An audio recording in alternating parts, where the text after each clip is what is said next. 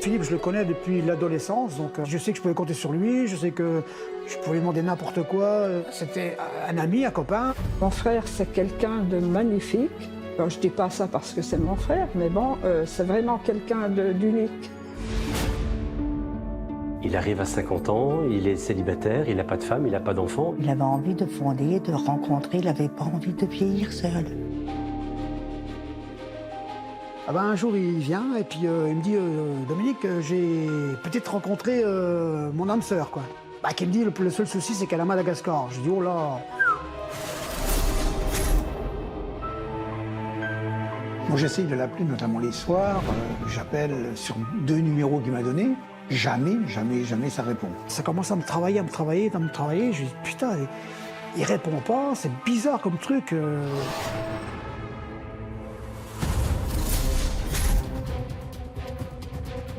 À ce moment-là, j'ai commencé à cogiter, mais très sérieusement, quoi, à l'avenir de notre petite excursion, entre guillemets, quoi. On était au bout du monde, allez nous retrouver, nous. Ils sont partis des Vosges et finalement le film tourne mais vraiment au drame, à la tragédie.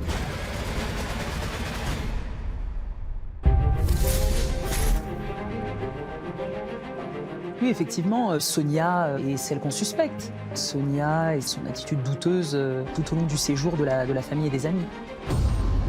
Tu viens d'apprendre une histoire que c'est invraisemblable, c'est dans un film qu'on voit ça, un film d'horreur. J'ai vécu la nouvelle en crucifixion. Et ça, c'est terrible. C'est terrible à vivre. Une belle garce, une belle manipulatrice. Comment peut-on faire ça à une personne ?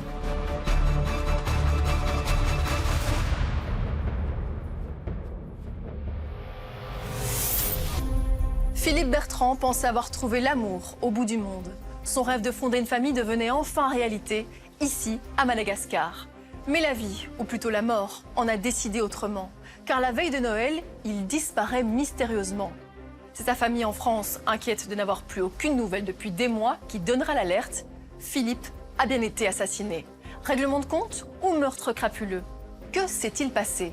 Et pourquoi son épouse adorée ressemble-t-elle plus à une veuve joyeuse qu'à une veuve éplorée? La réponse tout de suite avec cette nouvelle enquête de Chronique criminelle.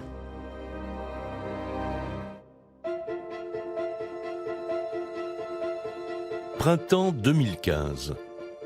4 Français atterrissent à Tananarive, la capitale de Madagascar. C'est la première fois qu'ils quittent leur Vosges natale. S'ils ont fait le voyage, c'est pour retrouver la trace d'un ami très proche, disparu mystérieusement depuis plusieurs mois sur cette île paradisiaque de l'océan Indien. Ces Français ne le savent pas encore, mais alors qu'ils s'enfoncent dans la jungle à la recherche de leur ami, ils vont vivre la plus incroyable aventure de leur vie. Un périple à travers tout le pays qui va bientôt se transformer en cauchemar.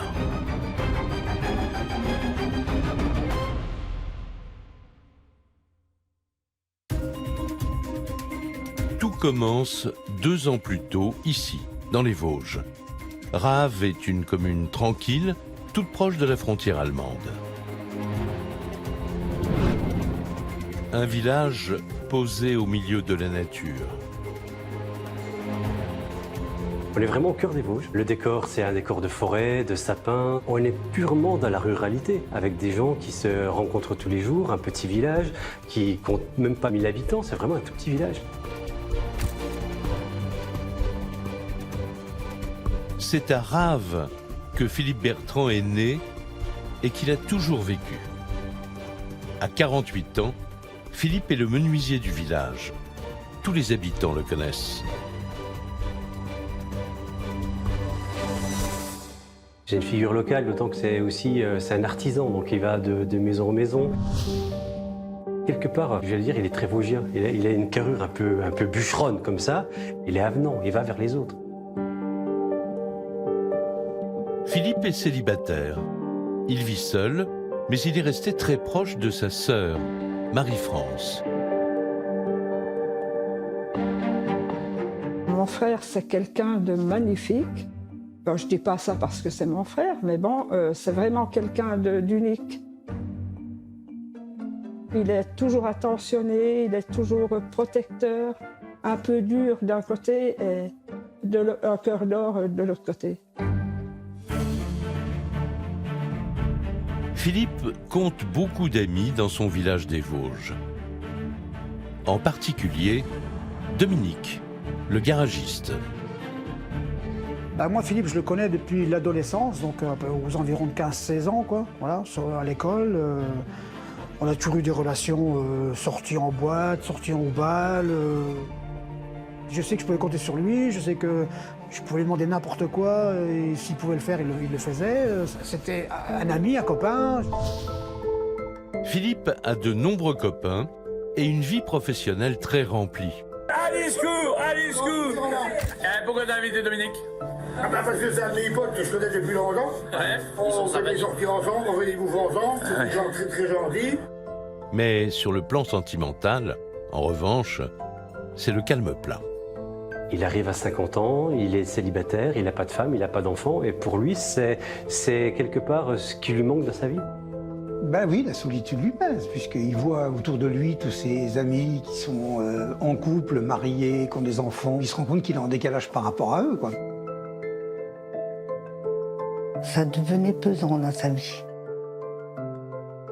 Il avait envie de fonder, de rencontrer, il n'avait pas envie de vieillir seul.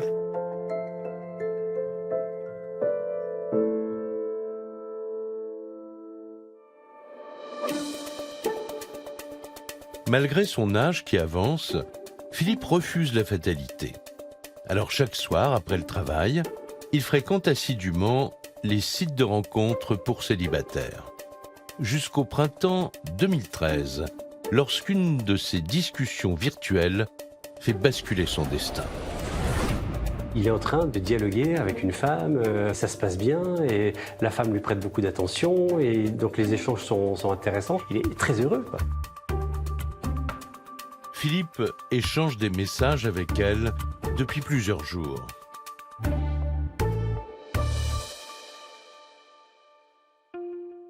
Il en parle à Dominique, son meilleur ami. Un jour, il vient et puis il me dit Dominique, j'ai peut-être rencontré mon âme sœur, quoi. Pour l'instant, il n'y a rien de fait, mais je communique avec une fille que j'ai rencontrée sur Facebook. Et elle a un peu les mêmes goûts que moi, on s'entend bien, les dialogues vont bien. Il cherchait une oreille attentive quelque part, un cœur, une oreille, et il obtient ça. C'est-à-dire qu'il y a quelqu'un qui s'intéresse à lui. Et ça, pour lui, c'est important. Viens voir, qu'il me dit, viens voir. Alors il me montre sur l'ordi, regarde, j'ai trouvé une femme, tout ça, enfin bon. Il était aux anges, il avait vraiment trouvé ce qu'il lui fallait. Philippe Bertrand est sur un petit nuage. Famille, amis, relations. Il est fier de montrer à tout le monde les photos que cette femme lui envoie. Il dit regarde, elle est sexy, elle s'habille bien, et puis regarde, elle m'envoie des petites photos en tenue assez sexy. Très jolie femme. Il faut être honnête. Donc vis-à-vis de lui c'était quelque chose de magnifique, quoi. Elle est déjà presque folle de moi et tout. Qui me dit le seul souci c'est qu'elle est à Madagascar. Je dis oh là.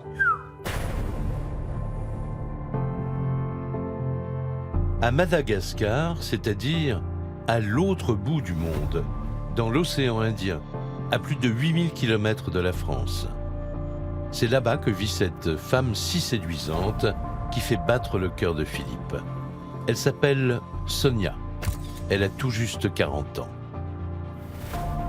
Alors, Sonia, c'est une femme d'un certain âge, une fonctionnaire, sage-femme dans un hôpital public en périphérie de la capitale. Et elle devait vivre simplement, notamment parce qu'elle était divorcée et qu'elle avait quand même 3 enfants qu'elle avait encore à sa charge. En quelques jours, Philippe est métamorphosé. Il n'a plus qu'une seule idée en tête. Il était méconnaissable. On ne pouvait plus parler d'autre chose que Sonia. hyper rapidement, il dit je vais aller la rencontrer. Je pars. Je prépare mon passeport, j'achète mon billet d'avion et je m'en vais. Philippe s'accorde 2 semaines de congé pour aller rencontrer Sonia. C'est la première fois qu'il quitte la France. Destination Madagascar, un pays très exotique, surtout vu de ses Vosges natales.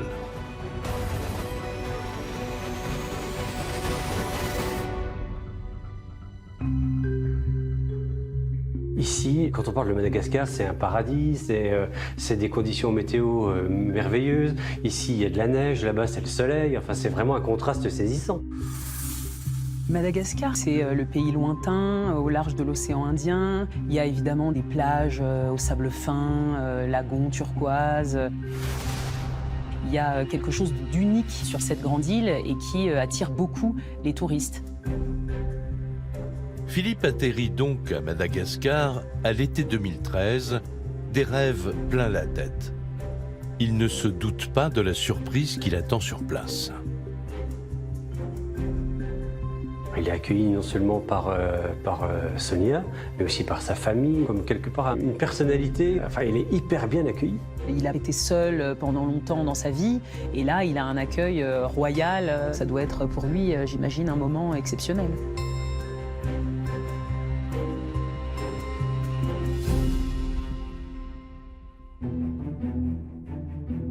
D'après les messages qu'il envoie à ses proches, Philippe passe 2 semaines inoubliables sur l'île de Madagascar. Et à son retour, il a une grande nouvelle à leur annoncer. Aussi incroyable que cela puisse être, il n'est plus tout à fait le même homme. Lorsqu'il était là-bas, il a tout simplement épousé Sonia.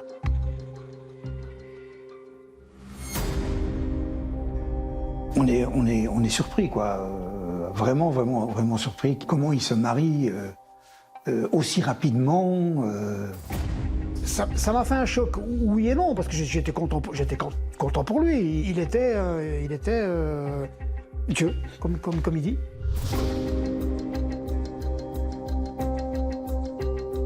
Avoir un Philippe Bertrand qu'on a toujours vu célibataire, et d'un coup, il change de statut, il s'est marié avec une femme du bout du monde. Philippe paraît transformé par son mariage surprise. Sur les photos de la noce qu'il montre à tous ses amis, les époux sont rayonnants. Philippe avait même un témoin de mariage.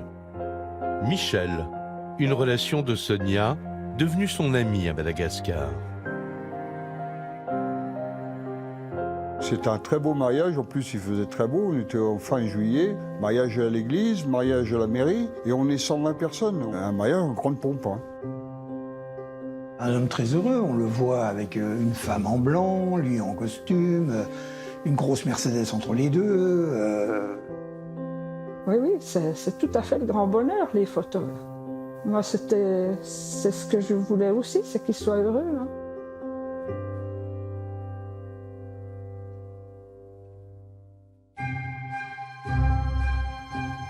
Et ce bonheur, Philippe ne l'imagine plus que dans l'océan Indien. D'ailleurs, sitôt rentré en France, l'artisan menuisier prend une décision radicale.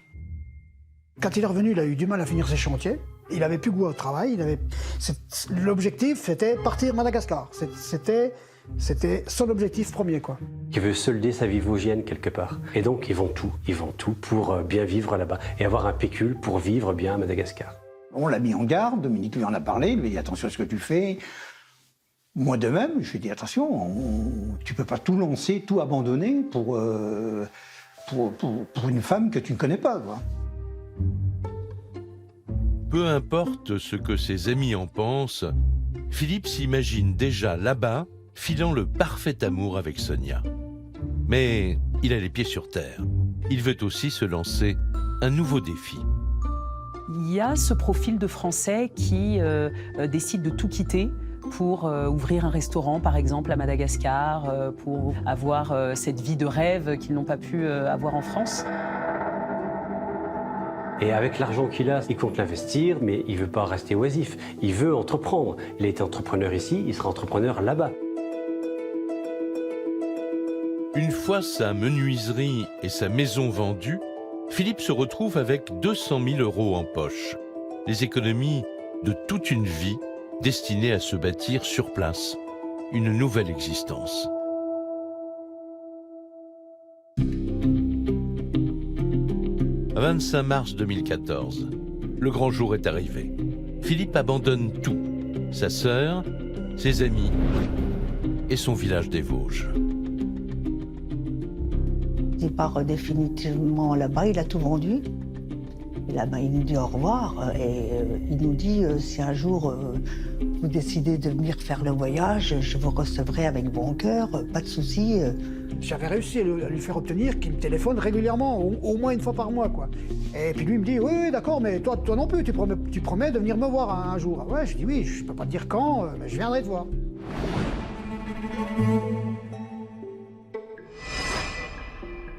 C'est donc sur ces promesses que Philippe se fixe à Tananarive, la capitale de Madagascar. Et seulement quelques semaines plus tard, il envoie ses premières nouvelles. Il s'est confortablement installé avec Sonia, aidé par toute sa famille. Tout va bien et tout, les gens sont sympas, la famille est cool avec moi, impeccable. Qu'il a acheté des commerces, qu'il a acheté une maison, tout va bien pour lui. Au fil des mois, les messages de Philippe se font de plus en plus enthousiastes. Depuis les Vosges, ses amis sont épatés par leur nouvelle vie, à lui et à Sonia. Ils investissent dans plusieurs commerces, un karaoké, une pizzeria, enfin ils ne s'arrêtent plus. Hein. Quand il raconte sa nouvelle vie, on se rend compte que finalement, le projet qu'il avait envisagé se mène à bien. Tout avance, ça se passe hyper bien pour lui. En France, l'entourage de Philippe n'en revient pas. Le couple se retrouve à la tête de 4 commerces et d'une équipe de 15 employés. Parmi eux, Mirana, leur comptable malgache. Elle côtoie chaque jour Philippe et Sonia, qu'elle apprécie beaucoup.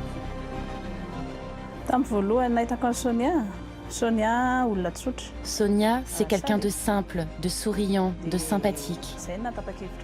C'est ce qui m'a séduit et qui m'a finalement décidé à travailler avec elle.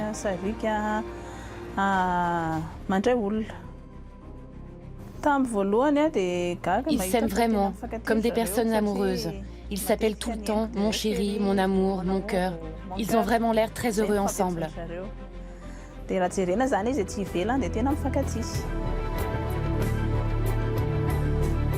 Une vie conjugale très épanouie, une reconversion professionnelle réussie haut la main. Après 6 mois d'exil, les amis de Philippe sont totalement rassurés.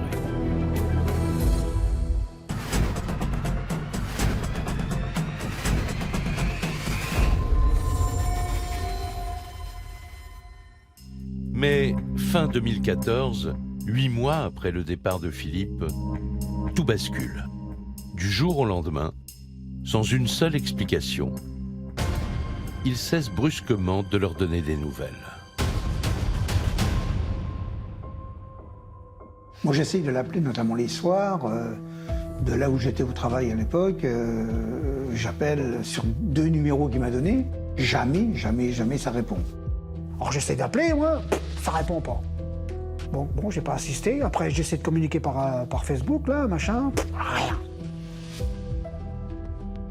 Quand on a vu qu'on n'avait plus du tout de nouvelles, parce qu'il était censé donner des nouvelles comme il avait dit, on se posait un peu de questions quand même.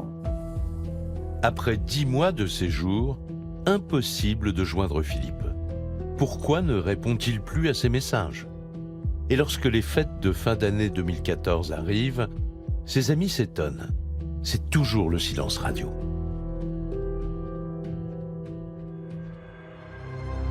C'est pas le genre de personne à ne pas souhaiter une bonne année, même sur Facebook, à ses amis, quoi.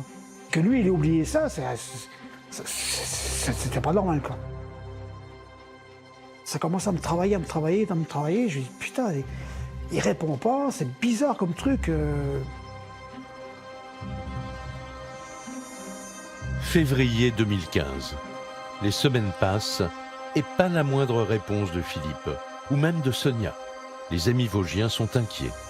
Alors, à leur tour, ils décident de partir pour Madagascar. Puis là, j'en parle à Gilbert. Je lui dis, Gilbert, putain, il faudrait qu'on aille voir le Philippe. Je sais pas, j'ai l'impression qu'il y a quelque chose qui s'est passé. Et moi, les 2 numéros que j'avais, je n'arrivais jamais à le joindre. C'est pas possible. Donc après, on a échangé ensemble. On dit, on ferait bien aller faire un tour là-bas, voir ce qui se passe. Et voilà pourquoi on a pris la décision de prendre l'avion et d'aller à Madagascar. Qui me dit, oui, bah écoute, essaye de trouver une plage, et puis on y va, voilà, on y va. Il a été partant tout de suite, quoi. Maria, l'amie de Philippe, et surtout Marie-France, sa sœur, seront elles aussi du voyage prévu 2 semaines plus tard. En attendant, Dominique espère reprendre contact avec Philippe via les réseaux sociaux. Et un soir, enfin, il obtient une réponse. J'essaie de communiquer, j'arrive pas, et un jour ça me répond. Oh, salut Dominique, machin.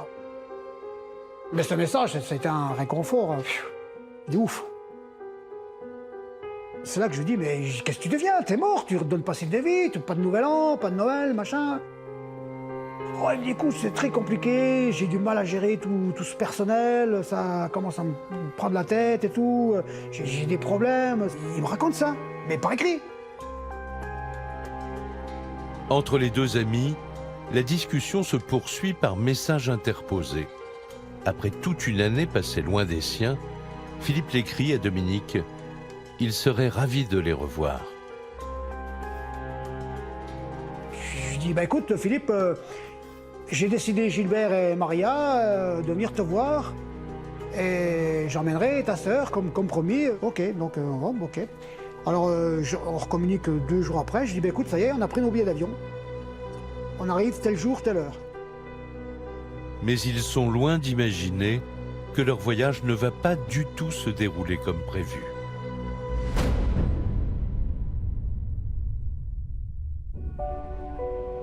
Le 6 mars 2015, Dominique, Maria, Gilbert et Marie-France sont à Roissy-Charles de Gaulle.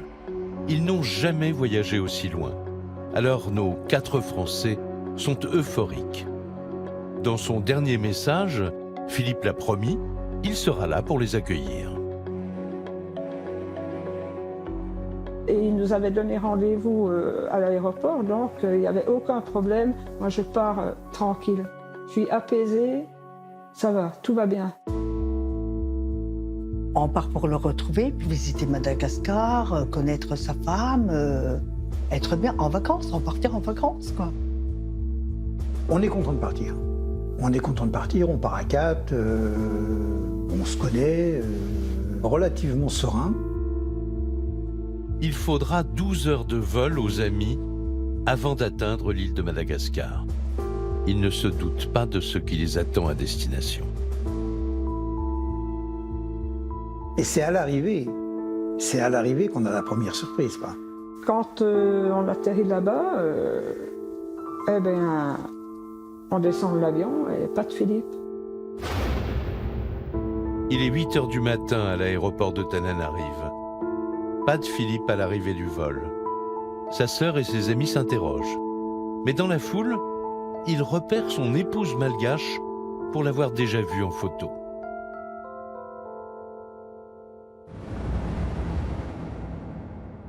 C'est bien Sonia qui leur fait des grands signes. Puis d'un coup, on voit une pancarte, Sonia, Philippe, machin, on la reconnaît visuellement, donc on arrive, nous salue, nous embrasse, bienvenue, nani, nana, nana, nana. Bah, elle est souriante, tout de suite on se dit mais Philippe n'est pas là, et c'est là qu'elle nous dit je vous raconterai. Donc je me dis, oh, il a eu un empêchement, il est peut-être parti, voilà, il y a eu quelque chose. Ah non, c'est un petit peu plus compliqué qu'elle nous dit, mais c'est bon, je vous amène à la maison, on en reparle à la maison. Bon, d'accord. Direction le domicile du couple. Une villa très cossue, sur 2 étages, en périphérie de Tananarive. Sans un mot, Sonia fait entrer les amis et la sœur de Philippe. Donc on arrive à la maison, on s'installe dans le salon, ils servent un café, et puis elle s'effondre en larmes. Elle a fondu en larmes et elle nous a raconté que Philippe avait renversé une jeune fille en voiture et qu'elle était décédée. Et qu'il se cachait, car il était recherché par la police. Un accident mortel de la circulation avec délit de fuite. Même s'il est vivant, les amis de Philippe sont effarés par le récit que leur fait Sonia. Car son mari, précise-t-elle en pleurant, encourt une lourde peine de prison.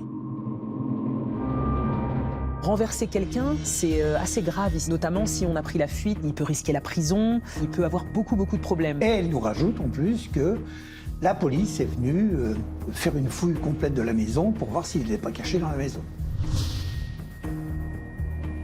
Sonia est dans tous ses états. Philippe, dit-elle, a quitté la ville avec son 4x4. Il a échappé de justesse à cette descente de police et il s'est enfui vers le nord de Madagascar. Pour les copains de Philippe, c'est le choc. Le soir venu, impossible de penser à autre chose qu'à leur ami. Et visiblement, son départ a dû être vraiment précipité. Je commence à déballer ma valise sur le lit, tout, puis je regarde, et puis au-dessus de l'armoire, je vois son ordinateur portable. Il y avait ses rasoirs, ses brosses à dents, ses godasses étaient là, ses chaussures étaient là, tout était là. En moi-même, je me dis, pour un mec qui prend la fuite, ça a dû être terrible, quoi, parce que putain, il n'a même pas pris ses affaires personnelles ni rien, quoi. Philippe est donc en cavale, seul, en direction du nord de Madagascar. Sa sœur et ses amis n'en dormiront pas de la nuit.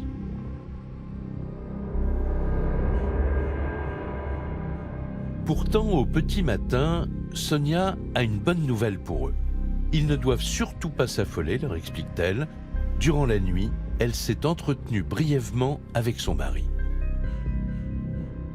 Elle nous dit j'ai eu Philippe au téléphone, on va aller se promener et il viendra nous rejoindre dans la semaine. Petit à petit, ils se disent, bon voilà, ce n'est que partie remise, on va voir Philippe, il n'y a pas de raison qu'on ne le voit pas dans les prochains jours, il n'y a pas de problème. Je lui dis, bah écoute, dans ce cas-là, on monte là-haut, on monte vers là-haut, et puis on essaiera de se rencontrer en cours de route, quoi. Donc nous, voilà partis. Le jour du départ de Tananarive, les proches de Philippe sont soulagés. Ils vont bientôt revoir leur ami. Sonia, elle, se met en 4 pour leur rendre malgré tout ce périple agréable. Elle se propose de leur faire découvrir les charmes de Madagascar. En attendant, ils font une sorte de voyage d'agrément qui va durer plusieurs jours, guidé par Sonia, qui se convertit quelque part en guide touristique, qui leur présente l'île. Sonia fait le véritable tour opérateur. Elle leur prépare un petit programme de vacances, un petit programme touristique, donc tout va bien dans le meilleur des mondes, sauf que Philippe n'est pas là. C'est la toute première fois que ces 4 touristes venus de France entreprennent une telle expédition. Un minibus avec chauffeur les conduit à travers les luxuriantes jungles malgaches. Partout, c'est l'émerveillement. Quant à Sonia, elle est aux petits soins avec eux. Merci beaucoup. Oui, on peut boire comme ça.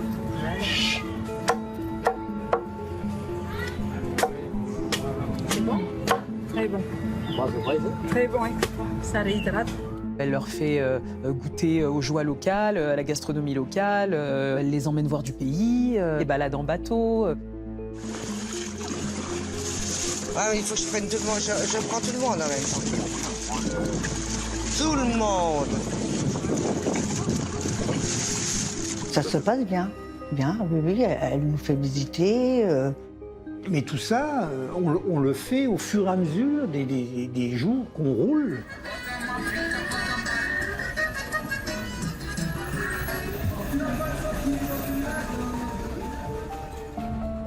Les proches de Philippe en oublieraient presque ce pourquoi ils sont là. Difficile cependant de chasser de leur esprit cet accident que leur ami a provoqué.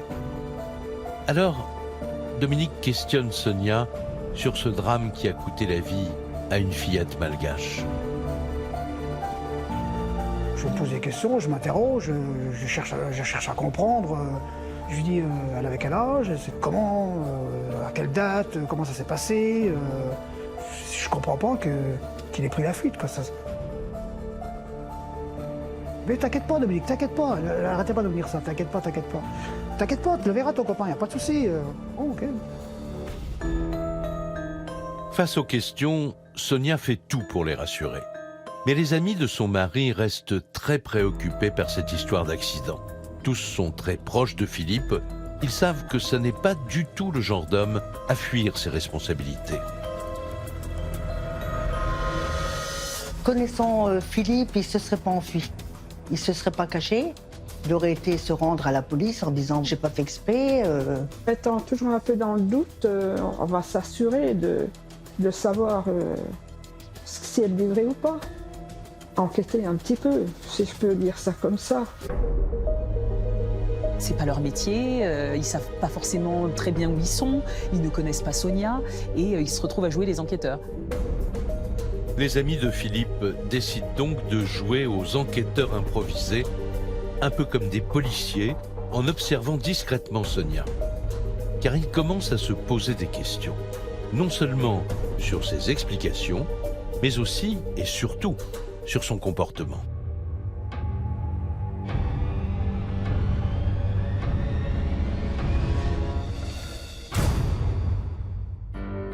Sonia, qui ne paraît pas s'inquiéter outre mesure de la situation. Il y a un contraste quelque part. C'est-à-dire que Sonia, elle est rayonnante, alors que finalement la situation de son mari est quand même loin d'être enviable. Il est plus ou moins en cavale, il est recherché par la police.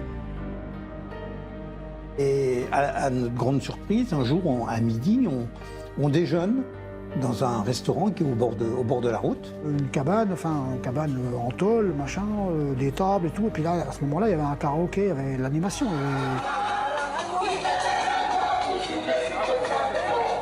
Une fête traditionnelle malgache organisée par des villageois. Le petit groupe est convié aux réjouissances. Après 4 jours de voyage, Sonia, elle, est en pleine forme. Les amis de Philippe font comme si de rien n'était. Mais elle paraît avoir complètement oublié son mari.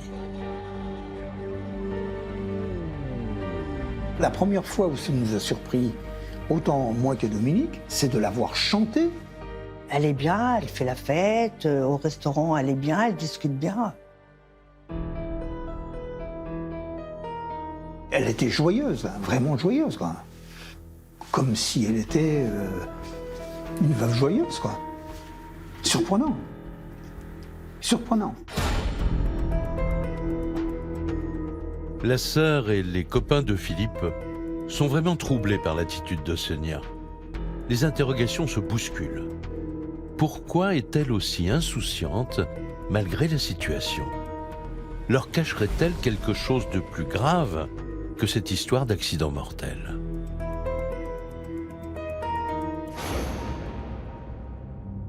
Et on se posait quand même certaines questions, le pourquoi de ci, le pourquoi de ça.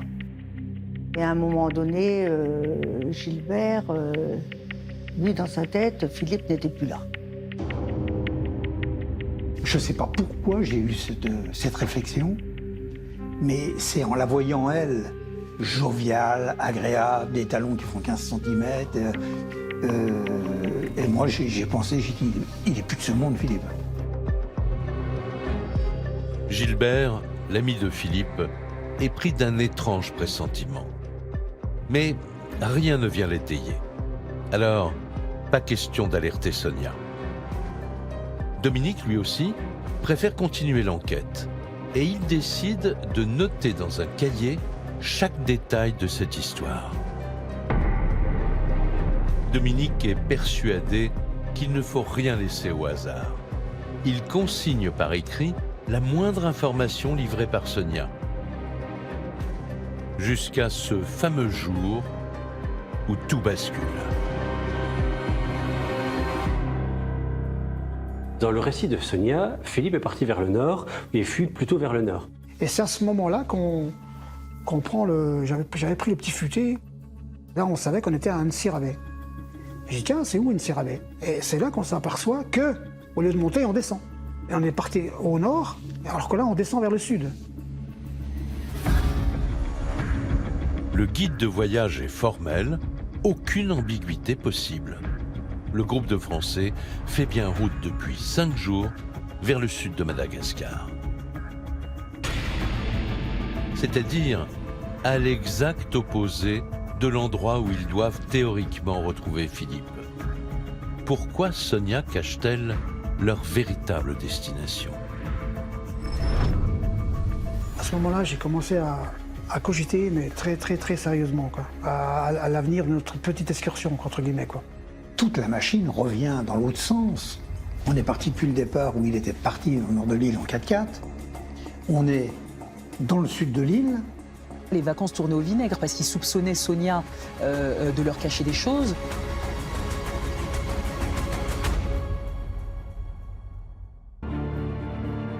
Cette femme à l'attitude si inquiétante, ce mystérieux voyage dans le sud de l'île, et Philippe surtout, dont il reste sans nouvelles depuis si longtemps.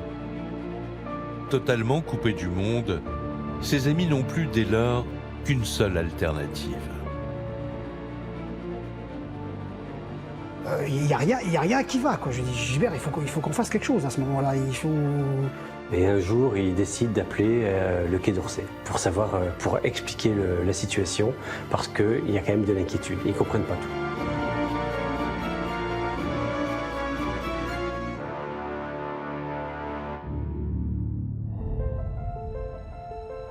Le Quai d'Orsay, à Paris, au siège du ministère des Affaires étrangères.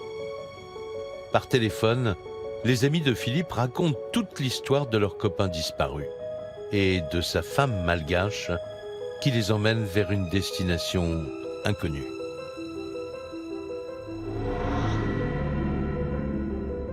Une heure plus tard, c'est l'ambassade de France à Madagascar qui les rappelle.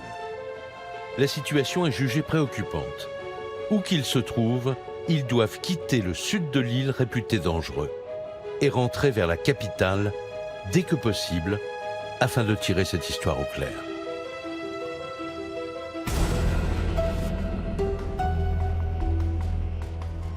Et là, on se reconcerte, on dit qu'est-ce qui se passe? Pour qu'ils nous disent ça, ils nous disent remontez à Tananarive, vous êtes en danger, faites attention. Ils sont partis des Vosges et finalement le film tourne mais vraiment au drame, à la tragédie. Ils n'ont pas retrouvé leur âme, c'est terrible. Ben, on a quand même réalisé qu'à ce moment-là, nos vies étaient en danger. On était au bout du monde, allez nous retrouver, nous.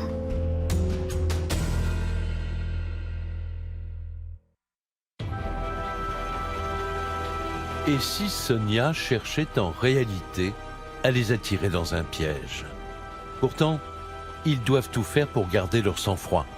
Car, vu tous les soupçons qu'ils ont accumulés contre elle, Sonia est forcément au centre de toute cette affaire. Donc je pense que là, il y a dû avoir quand même une certaine panique, mais qui devait cacher, puisqu'il ne fallait pas montrer à Sonia qui soupçonnait quelque chose. Ben là, on est sur l'eau qui vive quand même, hein. Mais on fait tout pour qu'elle ne suspecte rien, quoi. Que nous sommes au courant de certaines choses, quoi. Pas question donc de montrer quoi que ce soit à Sonia. Pour les amis, il est inimaginable de la laisser s'échapper. Il faut la ramener coûte que coûte. Mais plus de 300 kilomètres les séparent encore de Tananarive et de l'ambassade. On remonte, on dort encore une nuit sur la route. On file vers la capitale, quoi. Je prie tout le temps parce que je priais déjà pour retrouver mon frère et tout, qu'il lui arrive rien. Je sais que le Seigneur est là pour nous garder, nous protéger. Et je croyais vraiment qu'il nous protégerait et c'est ce qu'il a fait. «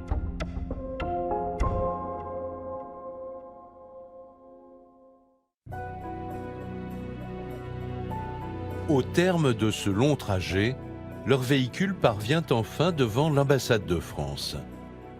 Un bâtiment ultra sécurisé en plein Tananarive.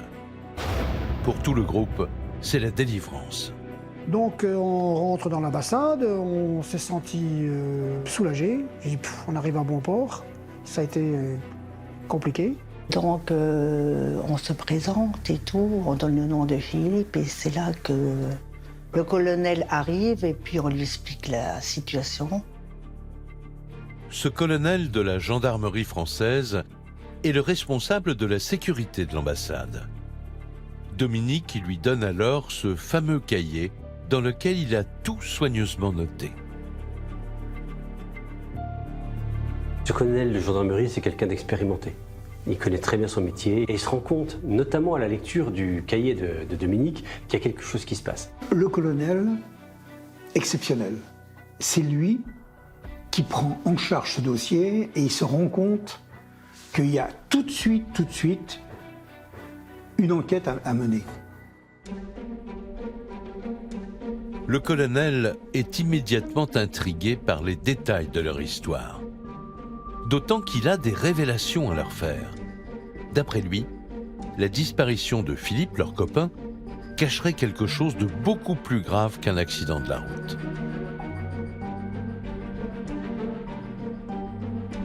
On a, par rapport à ce que vous avez raconté à Paris, on a un courrier sur notre bureau qui date de décembre, mais votre histoire pourrait correspondre au courrier qui est devant nous. Et c'est là qu'ils nous expliquent qu'ils avaient reçu un mail il y a quelque temps d'un avocat leur précisant qu'il y avait eu un corps brûlé à tel endroit. Il s'agit d'un email de dénonciation envoyé par un avocat malgache à l'ambassade. Le colonel avait bien enquêté sur cette histoire de corps calciné, mais il n'avait pas pu retrouver la victime, dont le nom est pourtant cité noir sur blanc dans ce message. Un certain Philippe Bertrand. C'est à ce moment-là que le rapprochement est fait avec le mail envoyé par l'avocat quelques semaines auparavant. Un Français qui s'était fait brûler, assassiner et brûler en Tanariva, quoi. Tu viens voir ton copain, on te trimballe. Je sais pas comment vous expliquer ça, mais tu prends un coup derrière les étiquettes, je t'explique même pas. Philippe assassiné. Dominique et les autres sont anéantis par la nouvelle. Et ça n'est pas tout. Selon le colonel, cet avocat tient ses informations de Mirana, la comptable de Sonia. Mirana, qui accuse Sonia d'avoir commandité le meurtre de son mari. Pour les amis de Philippe, l'atterrissage est brutal.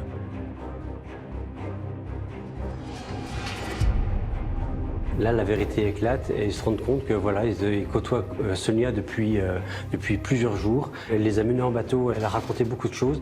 Oui, effectivement, Sonia est celle qu'on suspecte. Sonia et ses propos incohérents, Sonia et son attitude douteuse tout au long du séjour de la famille et des amis.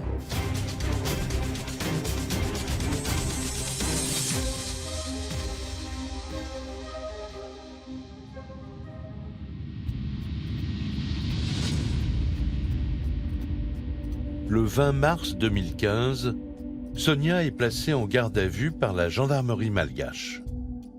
Trop de soupçons pèsent dorénavant sur elle. Le colonel français assiste aux auditions. Mais Sonia maintient sa version des faits. Elle est catégorique. Son mari a pris la fuite vers le nord après un accident mortel.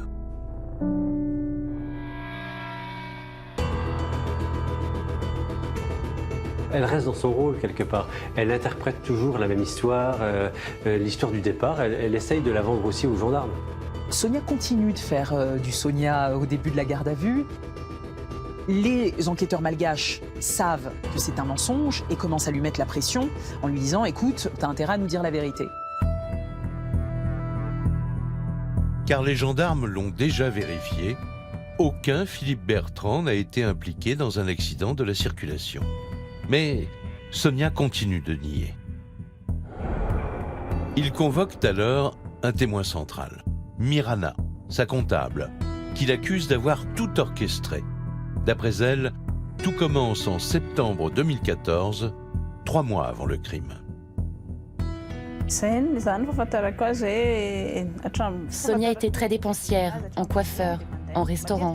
Elle dilapidait l'argent dans le dos de Philippe.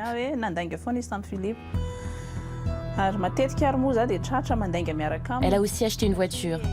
En fait, elle mentait souvent à Philippe en m'obligeant à la couvrir.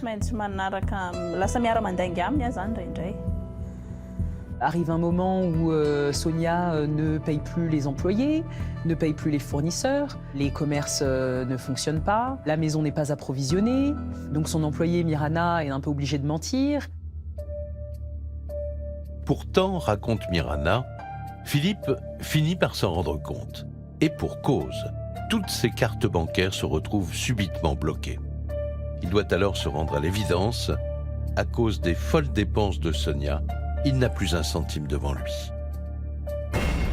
Et moi, je pense que Philippe s'est aperçu dans le piège qu'il était tombé. Il a commencé à être hargneux, agressif. Ça a été un échec, quoi. Il s'est fait plumer, il n'avait plus un sou. Les boutiques commencent à tourner mal, il avait des détournements d'argent. Ici aussi, il faut comprendre aussi que l'argent, c'est primordial. Donc, il n'y avait plus d'argent. Quoi espérer de Philippe qui devenait gênant? Il devenait gênant dans sa vie quotidienne et donc elle a cherché quoi? À s'en débarrasser. Hein. D'après Mirana, Philippe décide de demander des comptes à son épouse. Conséquence, de violentes disputes éclatent entre eux. Sonia aurait alors pris la décision de l'éliminer. C'est ce que Mirana apprend par la femme de ménage.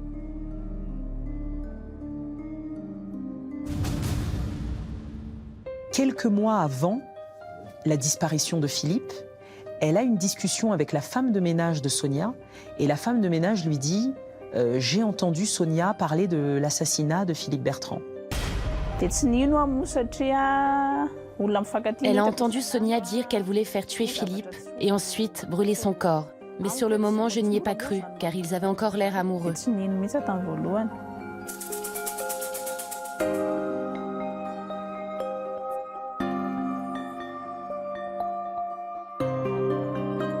Au fil des semaines, pourtant, l'atmosphère au sein du couple ne cesse de s'envenimer, en particulier à cause de ses problèmes d'argent. Et ce n'est pas tout. Le 25 décembre 2014, le fils de Mirana, la comptable, se confie à sa mère. Il lui dit avoir remarqué des choses étranges en passant devant la maison de Philippe. Mon fils me dit qu'il a entrevu du feu et senti des odeurs bizarres. Ce que lui raconte son fils ressemble étrangement à ce que lui a raconté la femme de ménage quelques semaines, quelques mois auparavant.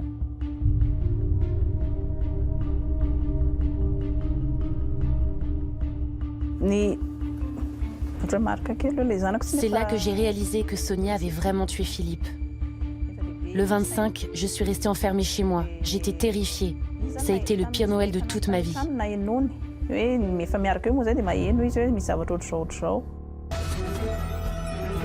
Pour les gendarmes malgaches, il s'agit là d'une avancée spectaculaire.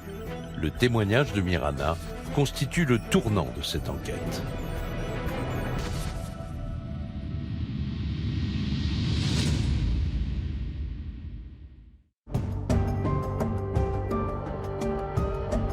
Mais alors, dans quelles circonstances précises Sonia a-t-elle fait assassiner son mari?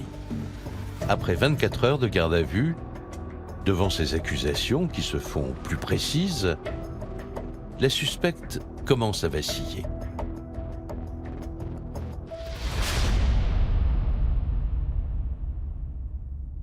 Au bout d'un moment, elle va expliquer que finalement, Philippe a été victime d'un empoisonnement. Elle explique qu'ils se sont disputés et qu'elle a demandé à Philippe de prendre ses médicaments, du Valium, médicaments qu'il prenait habituellement, et que là, il en a pris trop et qu'il est mort accidentellement, donc que ce n'était pas de sa faute. Et qu'elle l'a retrouvé mort et qu'elle ne savait pas quoi faire, donc ils ont décidé de brûler le corps, quoi. Un décès accidentel, consécutif à une dispute conjugale, la version avancée par Sonia laisse les enquêteurs sur leur faim.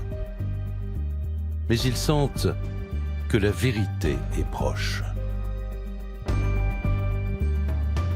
Suite à ça, le ton a encore monté un peu plus, et c'est là qu'elle s'est mise à pleurer, et c'est là qu'elle a tout avoué, quoi. Et au fur et à mesure, elle avoue que c'est elle qui a fait tuer son mari.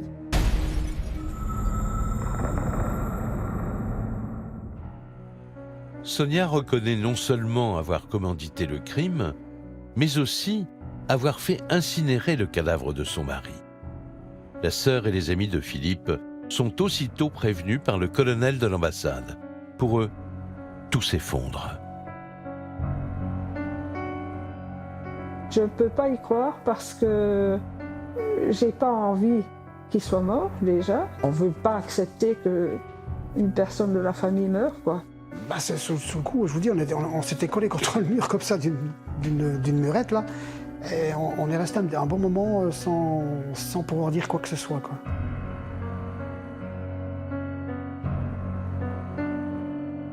Moi j'ai éclaté en pleurs, quoi. Je dis c'est pas possible. Est-ce que c'est vrai, est-ce que c'est pas vrai, mais les larmes sortaient, quoi.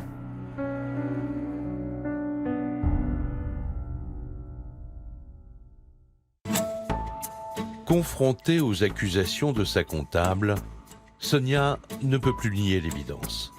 Et là, pour la première fois, elle finit par avouer qu'elle a recruté 3 hommes pour tuer son mari. Elle accepte même de détailler le scénario du crime, ce 24 décembre 2014. Le soir de Noël, il décide de le faire boire. Il lui apporte une bouteille, il y a des médicaments, donc c'est un mélange très explosif en fait, pour qu'il ne se réveille pas. Au bout d'un moment, il s'allonge, visiblement inconscient dans le canapé. Il s'endort, il s'assoupit, et les 3 tueurs à gages opèrent. Donc les tueurs sont rentrés, un a pris la corde à linge de la cour, un autre a pris un marteau. Sonia reconnaît avoir tout planifié dans les moindres détails. Philippe, son mari, est allongé, inconscient, au milieu du salon. À son signal, ses 3 complices passent à l'action.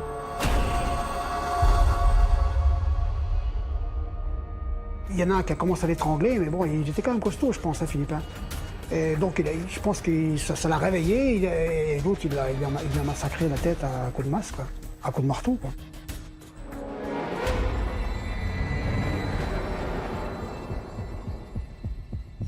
Montant versé aux tueurs pour cette exécution, l'équivalent de 100 € chacun. Philippe ne respire plus. Sonia leur ordonne ensuite de se débarrasser du cadavre.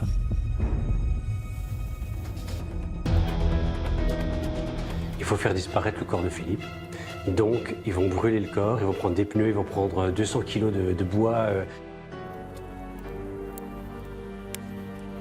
Et ils portent le corps de Philippe Bertrand du canapé vers le bûcher qui est à l'extérieur dans la cour. Le feu va petit à petit réduire le corps et les cendres sont transportées dans une décharge à l'aide d'une brouette. Malheureusement, plus de 3 mois après les faits, ses proches vont devoir se résigner. Malgré des recherches intensives, on ne retrouvera rien du corps de Philippe.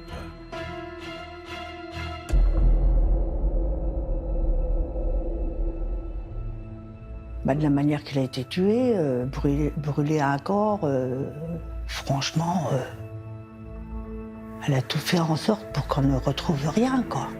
En fait, tu sais plus que t'es là. Tu viens d'apprendre une histoire que c'est invraisemblable. C'est dans un film qu'on voit ça, un film d'horreur. J'ai vécu la nouvelle en crucifixion, carrément. Moi, j'ai été crucifiée pendant 6 mois et demi, jour et nuit. Et ça, c'est terrible. C'est terrible à vivre. Avril 2015. Après ces 2 semaines passées à Madagascar, les amis de Philippe Bertrand sont de retour dans les Vosges. Mais difficile pour eux d'effacer le souvenir de Sonia. Sonia, qui les a promenés un peu partout, plusieurs jours durant, à la découverte de son île, comme de parfaits touristes, et en toute insouciance. Sonia qui, déjà, s'était faite passer pour lui par message interposé, juste avant que ses amis ne partent à sa recherche. Sauf qu'à l'époque, Philippe était mort depuis 3 mois. À vouloir manipuler, elle a peut-être essayé de jouer la perfection et c'est là peut-être qu'elle a commis la faille. Effectivement, si la famille et les amis de Philippe Bertrand ne s'étaient pas rendus à Madagascar, elle était à 2 doigts de commettre le crime parfait.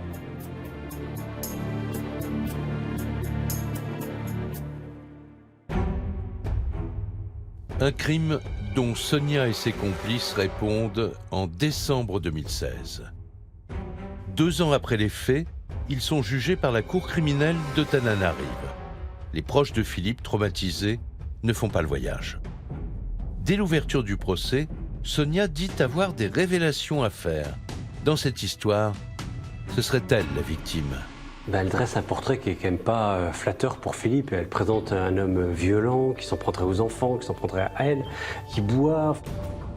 Quand on écoute les propos de Sonia, Philippe était un dictateur, un tyran domestique.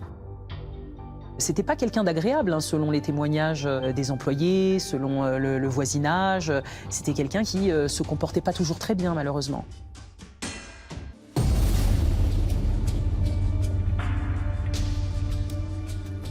Alors, Philippe était-il, oui ou non, un tyran domestique ?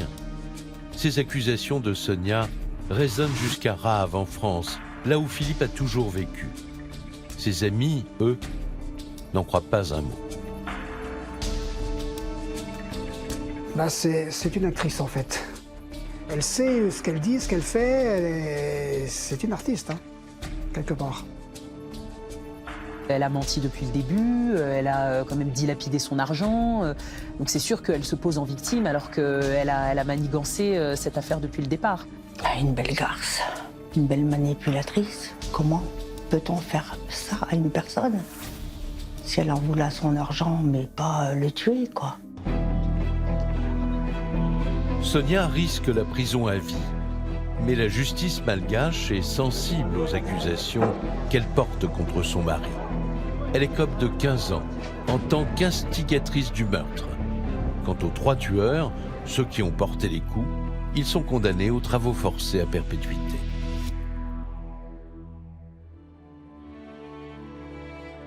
En France, plusieurs années ont passé depuis la mort de Philippe Bertrand.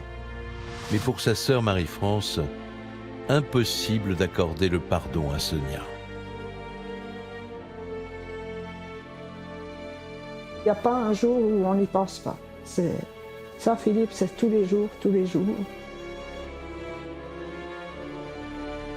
Oui, c'est carrément mis dans la gueule du loup, mais bon, si on se met à sa place, c'était l'amour de sa vie. Elle a joué sur ses sentiments, parce que, encore une fois, il l'aimait, lui. Elle l'avait dans sa main, il ne pouvait certainement plus rien faire, quoi.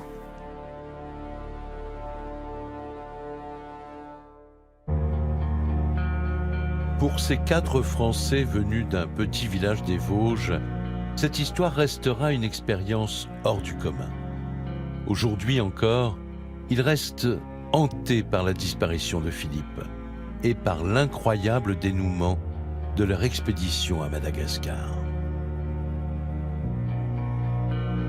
Je vous garantis que j'ai du mal à m'en remettre quand même. J'ai eu du mal à accepter ce truc. On a partagé une quinzaine douloureuse là-bas. On ne peut pas se quitter sans avoir cette expérience en souvenir. On était déjà un bon petit groupe, on était déjà bien soudés. Disons que oui, d'avoir été là-bas, il y a un lien d'amitié qui s'est créé, c'est sûr, oui. Cette histoire, elle nous marquera à vie, je pense.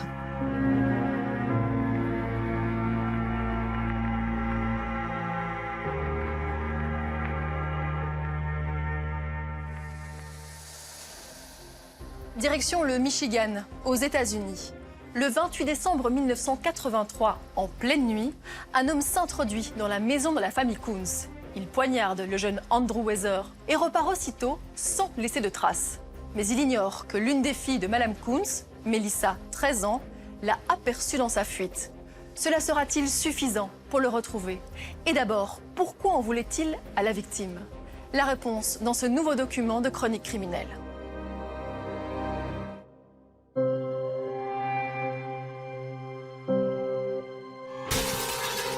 Qu'est-ce qui se passe? Kimberly? J'ai entendu ma mère crier.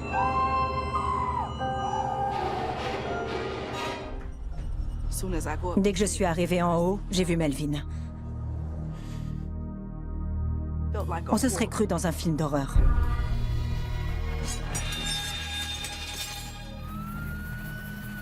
Vu la profondeur de la blessure, l'agresseur avait dû y mettre toutes ses forces. Son objectif était clairement de tuer ce jeune homme. Inspecteur, faut que vous voyiez ça. Je savais que c'était Bosco. Personne ne savait où il était. On est retourné fouiller la maison à plusieurs reprises. On voulait voir s'il y était revenu, mais il n'est jamais réapparu. Ça me paraissait inconcevable. Je me suis demandé où le coupable était passé. C'était frustrant de savoir qu'il était toujours en liberté. Je voulais qu'il se fasse arrêter et qu'il paye pour les crimes qu'il avait commis.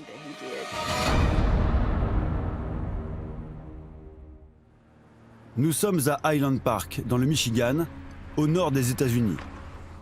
À la fin des années 70, la ville proche de Détroit a subi de plein fouet le déclin de l'industrie automobile. Depuis, la ville tourne au ralenti. Chômage, fermeture d'usines, manque de moyens. Pour les pouvoirs publics aussi, la tendance est à l'économie. Seuls 2 inspecteurs sont à la disposition des 11 000 habitants.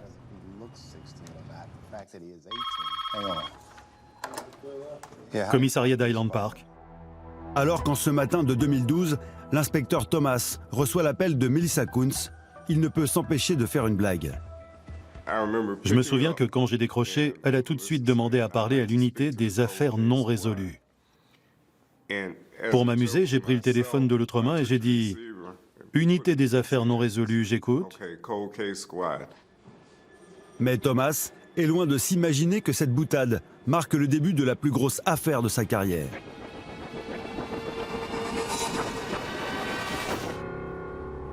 Un meurtre sordide, commis des années auparavant, avec un seul témoin, la petite Melissa. J'ai grandi avec ma mère et ma sœur. C'était une mère célibataire avec 2 filles à sa charge. Mais on n'a jamais manqué de rien. Ma mère s'en est toujours assurée. Louise Coons travaille d'arrache-pied pour ses enfants. Elle est standardiste dans une entreprise de la région et tout le monde l'apprécie.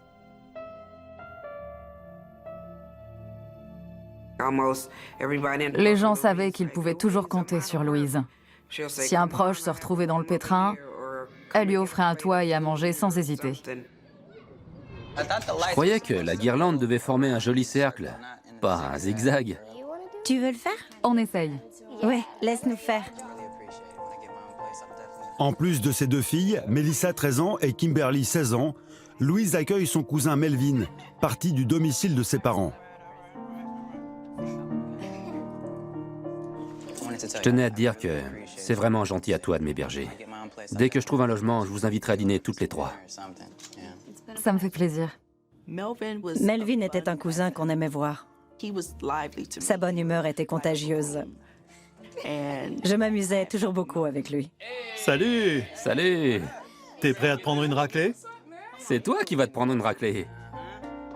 Louise loge également Jimmy, un ami de la famille qui vient de quitter l'armée. Une joyeuse petite bande qui vit dans l'harmonie la plus totale jusqu'à ce terrible jour de décembre 1983.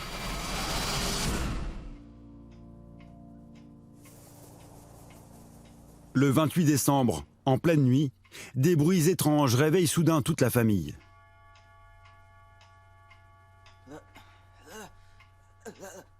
Louise. Louise. Je pensais que j'étais en train de rêver. J'entendais Melvin en train d'appeler ma mère. Il disait lentement « Louise, Louise ». Melissa, Kimberly. Puis j'ai entendu ma mère crier. À terre, ne bouge pas. Ma mère pensait qu'une brique avait traversé la fenêtre. Il faisait très sombre, on n'y voyait rien. Mais j'entendais un bruit qui ressemblait à quelqu'un qui avait la nausée et qui essayait de vomir. Bouge pas, Kimberly. Il y avait des objets qui tombaient.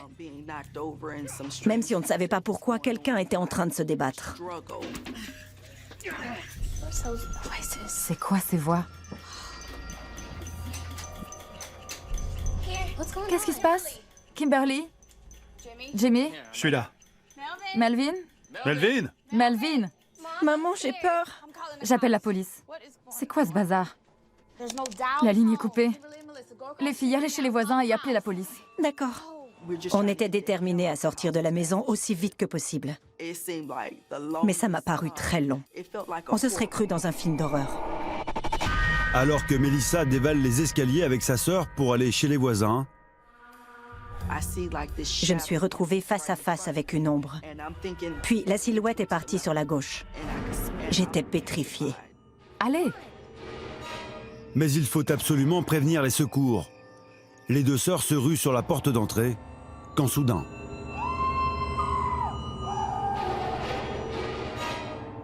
J'ai entendu ma mère crier. Ça m'a fait froid dans le dos.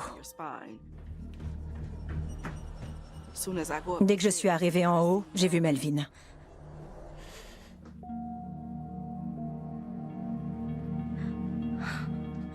J'avais 13 ans. La police a demandé où se trouvait la boîte à fusibles. Ma mère est descendue au sous-sol avec eux et je les ai suivis. Tous les fusibles ont été arrachés. Une fois la lumière revenue, les policiers découvrent une fenêtre cassée. C'est forcément par là que le tueur est entré dans la maison. Ils fouillent ensuite, pièce par pièce, à la recherche d'indices. Sur place, l'inspecteur James Francisco prend la direction de l'enquête. Le couteau de cuisine qui avait servi au meurtre était planté dans le corps de la victime. Vu la profondeur de la blessure, l'agresseur avait dû y mettre toutes ses forces. Son objectif était clairement de tuer ce jeune homme.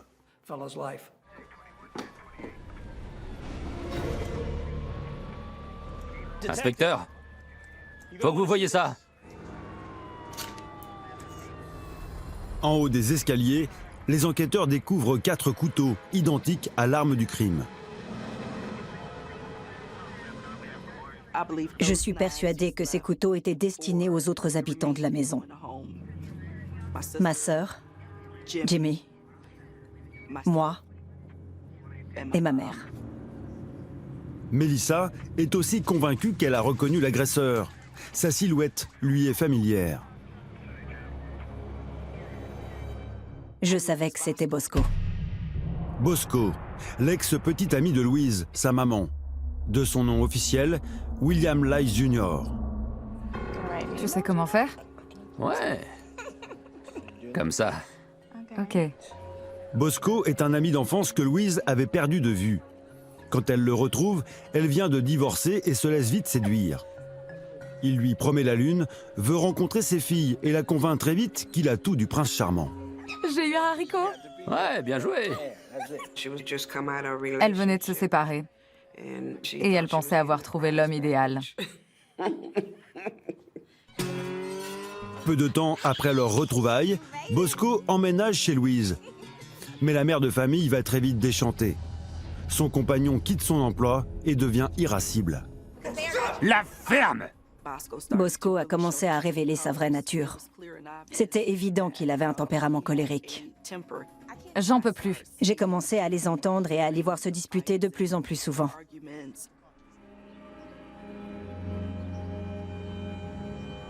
Sans argent, Bosco vit complètement au crochet de Louise. Qu'est-ce que tu veux, Bosco? Donne-moi de l'argent. Lâche-moi! Bosco est un parasite qui règne par la terreur. Ne jette pas mes affaires! La ferme. Et quand elle s'oppose à lui, Bosco devient très agressif. J'entendais ses menaces.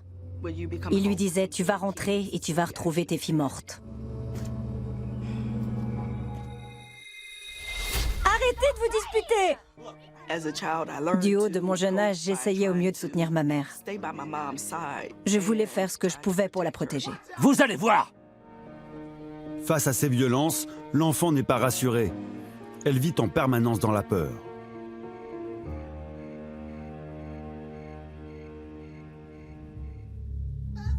D'autant qu'une nuit, la situation dégénère vraiment.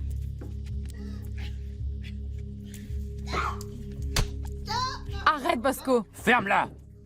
J'étais à l'étage et j'entendais Bosco frapper ma mère. Arrête! Tais-toi! Je pouvais entendre qu'il était en train de déchirer ses vêtements. Je me suis dirigée vers les escaliers et j'ai vu que ma mère était couchée à terre dans le salon.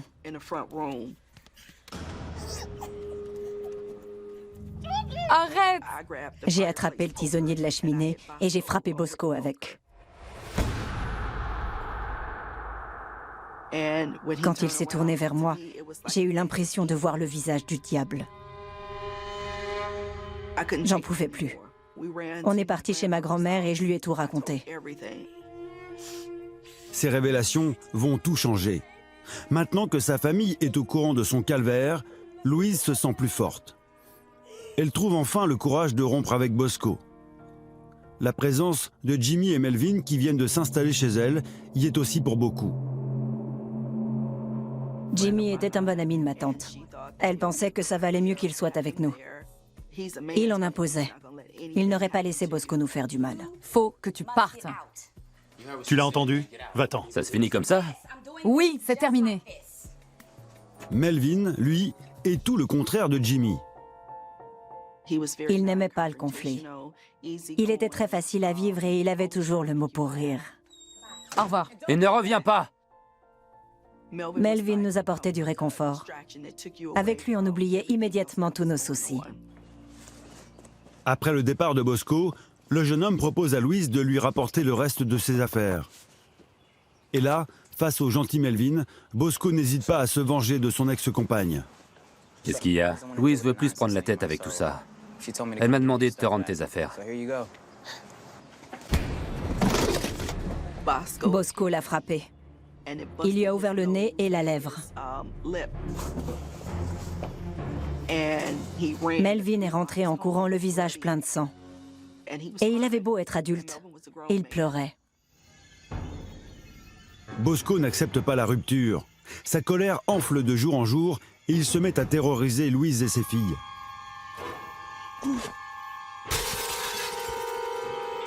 À peu près tous les 2 jours, une brique traversait une des fenêtres de la maison. Ma mère avait à peine le temps de les remplacer qu'il en brisait une autre. Puis, le harcèlement téléphonique commence. Il me menaçait.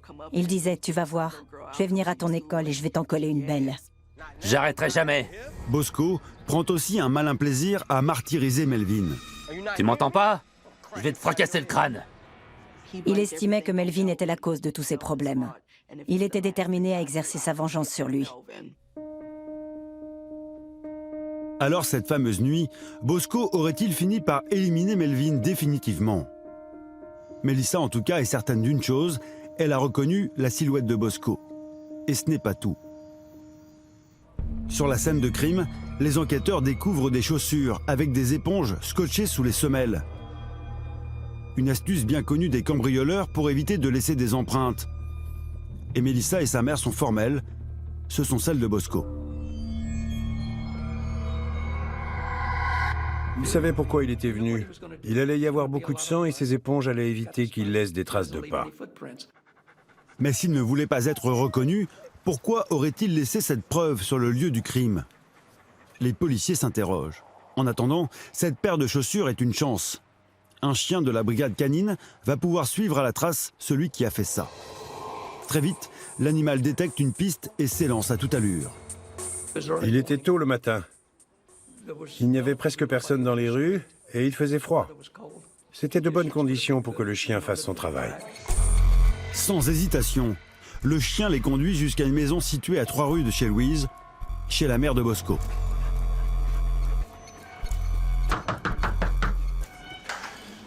Je peux vous aider? Madame? Dès la porte entr'ouverte, le chien fonce sur un homme en chaussettes. C'est un ami de Bosco, un dénommé Leonard Whittle. Mais le suspect, lui, n'est pas là. Vous pouvez nous dire pourquoi notre chien s'intéresse à vos chaussettes? J'en sais rien, moi. J'ai senti quelqu'un me toucher les pieds quand je dormais hier soir. Et quand je me suis réveillé, j'avais ces chaussettes aux pieds. La police récupère les chaussettes et emmène Whittle au poste pour l'interroger. Allez, en route. Je sais pas de quoi vous parlez. J'ai tué personne.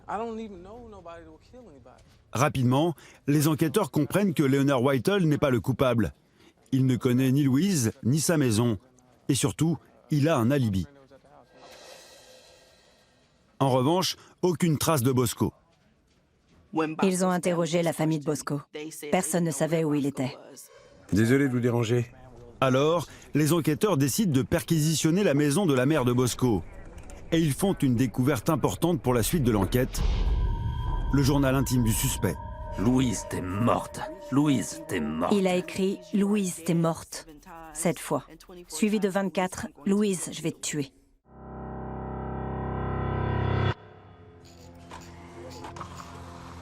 Quatre couteaux retrouvés sur place, les chaussures protégées par les éponges et maintenant ce journal intime. La police a assez d'éléments pour lancer un mandat d'arrêt à l'encontre de William Lyle Jr., alias Bosco. Car jusqu'à présent, il est introuvable. On est retourné fouiller la maison à plusieurs reprises. On voulait voir s'il y était revenu. On avait même placé les lieux sous surveillance, mais il n'est jamais réapparu. Les inspecteurs enregistrent William Lyle Jr. dans la base de données des forces de l'ordre du Michigan. À l'époque, il s'agit du premier système de renseignement informatique de l'État. On a indiqué qu'il y avait un mandat d'arrêt à son nom et qu'il était potentiellement armé et dangereux. Mais les mois passent, puis les années, sans que Bosco ne réapparaisse. Ni à Highland Park, ni dans la région, ni nulle part ailleurs. De nouvelles affaires ont accaparé notre attention et tôt ou tard, celle-ci a fini par se retrouver au second plan. On ne l'oubliait pas, mais on n'avait pas assez de temps pour s'occuper de tout. Le dossier est mis de côté par les inspecteurs, sans pour autant être refermé définitivement. Peut-être qu'un jour, un nouvel élément leur permettra de relancer l'enquête. J'attendais le jour où la police appellerait pour nous dire qu'ils avaient enfin appréhendé Bosco. J'étais persuadée qu'ils continuaient à tout faire pour le retrouver. Mais cet appel n'arrive jamais. Et Melissa grandit. À 27 ans, elle a 3 enfants. Elle vit maintenant dans le Delaware, à près de 1000 km d'Highland Park. Mais elle retourne de temps en temps dans sa ville natale pour rendre visite à sa mère. Et un jour, elle tombe par hasard sur une jeune fille qui réveille des mauvais souvenirs. T'es la nièce de Bosco? Je te rappelle, je me suis demandé où en était l'affaire. Donc je me suis rendue au commissariat d'Highland Park pour obtenir des renseignements sur l'avancement de l'enquête. Je souhaite m'informer sur le meurtre de mon cousin. Au bout de quelques minutes, elle apprend avec stupeur qu'il n'y a aucune trace de l'affaire.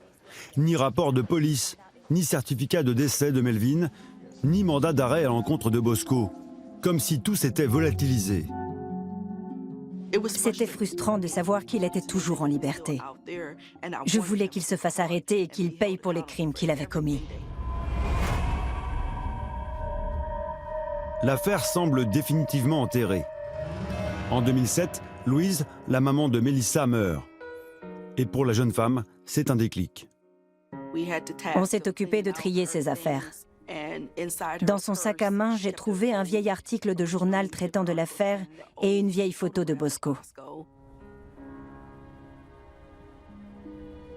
Elle réalise que le meurtre de Melvin a hanté sa mère toute sa vie. Pour elle, c'est un signe. Elle va désormais tout faire pour que Bosco soit puni.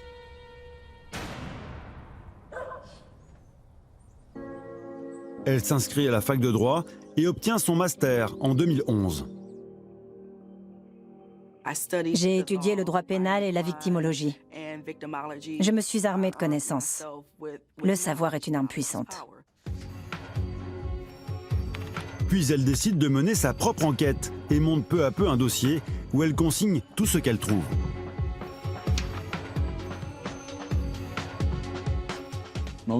Melissa avait tout d'une nouvelle Erin Brockovich. C'est elle qui s'est chargée de retrouver toutes les pièces à conviction. C'était un combat qui lui tenait à cœur. En 2012, presque 30 ans après les faits, ses efforts vont enfin être récompensés. Au milieu des archives du tribunal du comté de Wayne, Melissa déniche une copie du mandat d'arrêt délivré contre Bosco. Un véritable sésame qui va lui permettre de convaincre la police d'Highland Park de rouvrir l'enquête sur le meurtre de son cousin.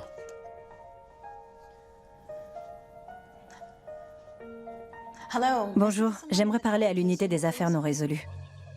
C'est ce fameux appel que réceptionne ce matin-là l'inspecteur Thomas. Je vous écoute. J'appelle au sujet de... Il a été très patient. Il m'écoutait avec compassion et il était prêt à aider.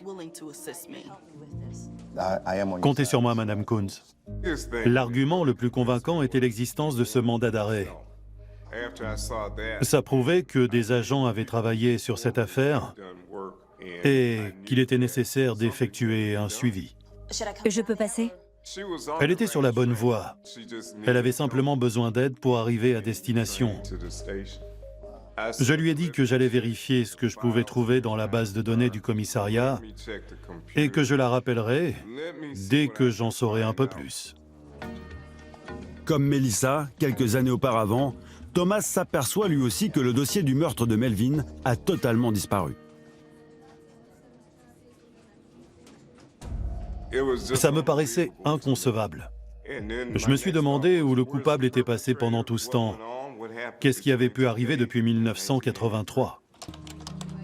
Stupéfait, l'inspecteur se renseigne et découvre l'incroyable. La ville d'Highland Park, n'ayant plus les moyens de sauvegarder la base de données du commissariat, tous les fichiers du service de police ont été effacés. L'inspecteur Thomas se retrouve sans dossier, donc sans aucune information sur l'affaire Melvin. Il ne lui reste qu'une chose à faire, repartir à zéro. J'ai entendu des voisins en parler. Il interroge alors tous ceux qui auraient pu connaître Bosco. Certains m'ont dit qu'ils se souvenaient très bien de ce qui s'était passé. Il y en a même qui avaient été à l'école avec lui. En général, je leur demandais de me décrire la personne qu'ils avaient connue. On m'a dit qu'il faisait peur. C'était un dur qui était dans tous les sales coups.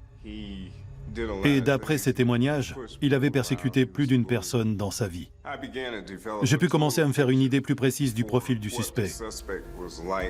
J'en ai aussi appris beaucoup sur la vie qu'il menait pendant les années qui ont précédé le meurtre et sur la relation qu'il avait entretenue avec la cousine de la victime. Thomas tente aussi par tous les moyens de remettre la main sur des éléments du dossier qui auraient pu être conservés ici ou là. Et enfin, sa ténacité finit par payer. Le bureau du médecin légiste de l'État a gardé la copie du rapport d'autopsie. Et c'est le jackpot. Ce rapport officiel contient tous les détails du meurtre de Melvin.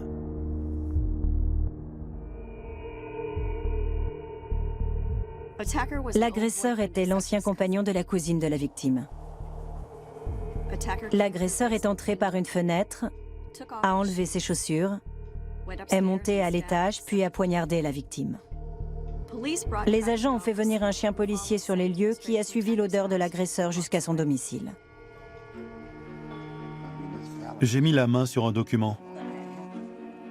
Avec ce rapport d'autopsie et le mandat d'arrêt retrouvé par Melissa, l'inspecteur dispose désormais d'éléments suffisants pour arrêter Bosco. Mais Thomas a le même problème que les policiers qui l'ont précédé. Il ne sait pas où est le suspect.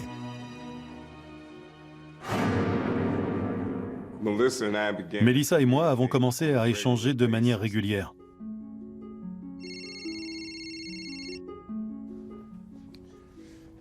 Paul Thomas, j'écoute. Bonjour, Madame Coons. Lorsqu'on s'occupe d'une affaire qui remonte à autant d'années, il est indispensable de bien communiquer. Oui, c'est sûr. Et pas seulement pendant les heures de bureau. J'ai donc donné mon numéro de portable à Melissa. Elle m'a donné le sien et on s'appelait dès qu'on en avait besoin, de jour comme de nuit. Oui, je pense que c'est une bonne piste. Je l'appelais pour lui fournir des éléments à vérifier. Je lui avais dit de toujours s'armer d'un stylo parce qu'il y avait de fortes chances que je lui donne une liste de choses à faire. Puis je le rappelais quelques jours plus tard pour faire le point. D'accord, parfait. Elle me faisait signe quand elle avait trouvé une piste que je devais explorer ou une personne à qui je devais parler. Et si j'avais une question sur quoi que ce soit, je n'hésitais pas non plus à la contacter. C'était assez régulier. On aurait presque cru qu'on était des amis qui discutaient. Je me souviens, Melissa m'avait dit que si j'avais une femme, il fallait que je la prévienne qu'elle allait m'accaparer jusqu'à la fin de l'affaire. Dans ce cas, rappelez-moi mardi quand vous pourrez me donner les chiffres. Entendu. Tout ça était nécessaire. Pendant que Melissa fait des recherches en ligne, Thomas exploite les données de la police sur Bosco. Je voulais vérifier si William Lilus avait de nouveau eu affaire à la police au cours de toutes ces années. Donc, je suis passé par la base des données des forces de l'ordre. Mais je n'ai trouvé aucun résultat. Son nom n'apparaissait nulle part. Ça ne me facilitait pas la tâche. Je me suis demandé où est-ce qu'il avait pu passer, ou s'il était mort. Mais Melissa est persuadée qu'il court toujours. Pour tenter de le localiser, elle établit une liste de tous les gens portant le même nom de famille à travers les États-Unis. J'ai affiné ma recherche en me servant de détails dont je me souvenais à son sujet. D'abord, je me suis rappelé du nom de sa sœur. Ensuite, j'ai retrouvé sa date de naissance. J'ai pu estimer l'âge qu'il avait afin d'établir une liste de personnes qui correspondaient au profil.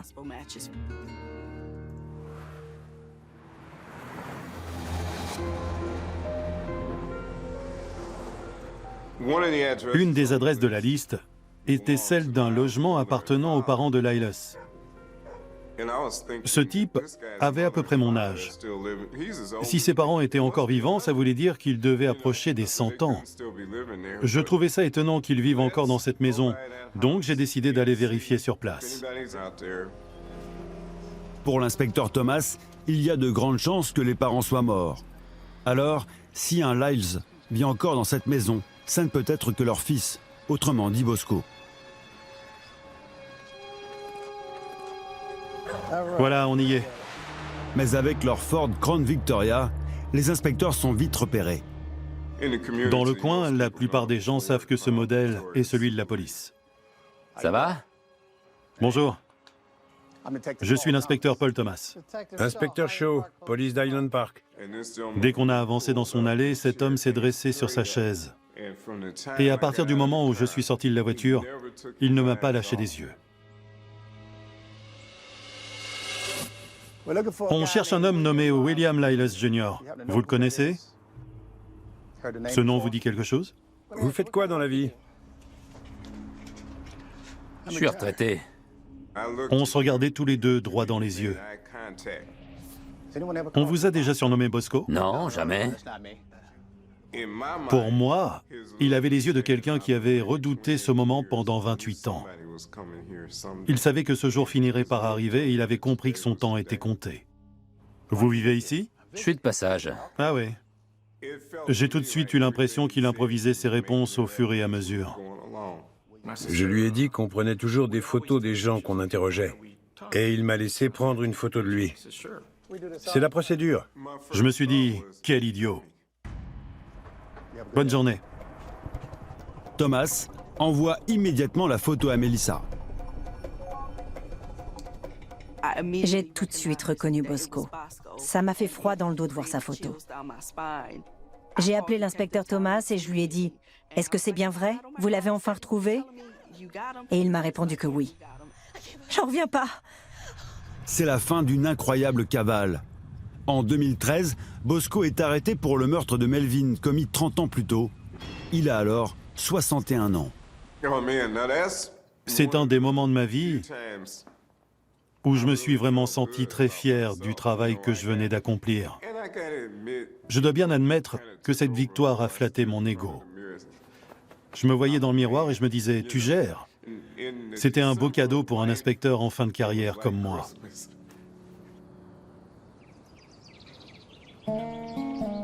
Personne ne sait où Bosco s'est caché pendant toutes ces années. Selon Thomas, il a dû se réfugier quelque temps dans sa famille. Après quelques années, Bosco a fini par croire que son retour passerait inaperçu.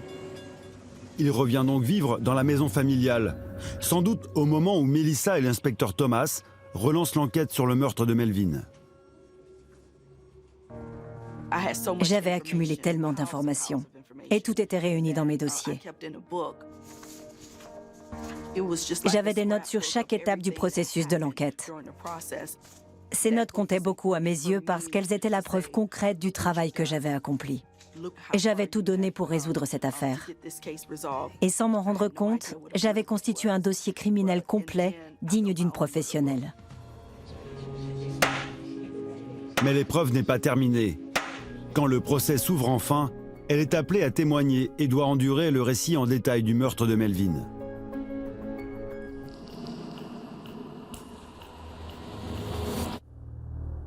Louise. À l'époque, du haut de ses 13 ans, elle n'avait pas compris ce qui se passait. Louise. En fait, Melvin tentait d'appeler Louise pour l'avertir du danger. Melissa, Kimberly.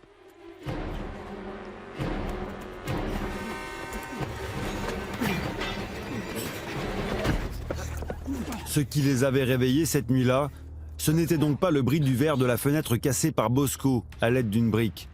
C'était le bruit que faisait Melvin pour les alerter. Quand Bosco l'a attaqué, Melvin s'est débattu. Et ça nous a sauvés parce qu'il nous a réveillés. C'est grâce à lui que je suis en vie pour témoigner aujourd'hui. Le 22 janvier 2013, Bosco est reconnu coupable du meurtre de Melvin Weavers. Il est condamné à la prison à perpétuité, sans possibilité de remise en liberté conditionnelle. Je m'imaginais ma mère et Melvin en train de fêter la nouvelle au paradis. On avait enfin réussi à le coincer. Et notre famille avait obtenu justice. Je suis content d'avoir été à mon bureau, prêt à répondre au téléphone quand Melissa a appelé. Je connaissais une dame qui me parlait toujours du destin. Cette affaire était mon destin. Et j'en suis heureux.